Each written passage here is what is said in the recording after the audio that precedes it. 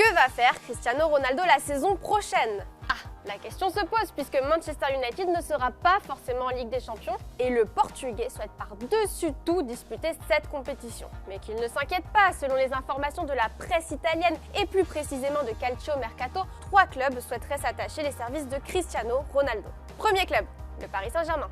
Bon, le Paris Saint-Germain a l'argent, le Paris Saint-Germain achète beaucoup de joueurs stars, donc l'information est plausible.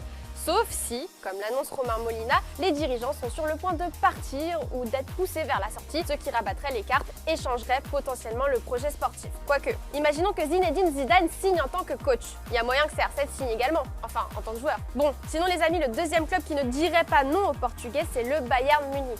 Lewandowski plus Ronaldo? Non, pas vraiment en fait. Le Bayern tente de trouver une alternative au possible départ du numéro 9 qui arrivera à la fin de son contrat la saison prochaine. Lewandowski, arrivé de Dortmund en 2014, a signé jusqu'en juin 2023. Selon Bild, le clan du Polonais forcerait pour signer un nouveau contrat jusqu'en 2025, mais le club de son côté fait la sourde oreille et ne donne pas de nouvelles à son buteur. Mauvais signe ça généralement. Après, changer un buteur de 33 ans pour un buteur de 37 ans, est-ce vraiment la solution? Cette saison, Lewandowski a marqué 45 buts et CR7 18. Un petit peu moins. Mais oui, ok, ce sont pas les mêmes joueurs autour. Troisième possibilité, mais on y croit franchement un petit peu moins, ce serait que CR7 rejoigne la AS Roma. José Mourinho pourrait faire pencher la balance et convaincre son ancien buteur de faire son grand retour en Italie, mais la Roma n'est pas sûre non plus de participer à la Ligue des Champions, donc le quintuple Ballon d'Or ne risque pas trop d'étudier cette possibilité. Les amis, d'ailleurs, Cristiano Ronaldo pourrait bien rester à Manchester United finalement, enfin à une condition. Sa condition, selon Todo Fichajes, serait d'être l'attaquant numéro 1, le titulaire indiscutable la saison prochaine. Chose qui n'est pas d'actualité avec Rangnick qui ne met pas CR7 titulaire à tous les matchs. Mais Rangnick est un coach intérimaire, donc à la fin de la saison, son histoire avec Manchester United s'arrêtera. CR7 pourrait donc faire le choix d'aller au moins jusqu'au terme de son contrat avec Manchester United jusqu'en juin 2023, selon le journal espagnol AS.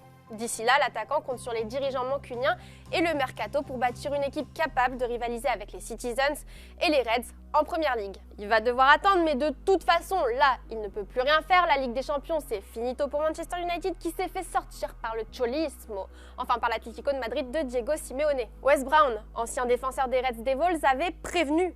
Il fallait se méfier de Suarez et ses copains. If you're talking about players, there's only one player for me you can look out for, and that's Suarez.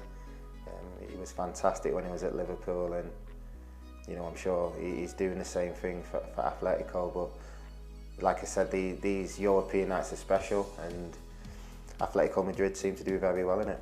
Bon, faudra lui dire que Suarez a juste regardé ses coéquipiers faire le taf. Par contre, Rangnick était lui un peu dégoûté de la façon de jouer de l'Atlético.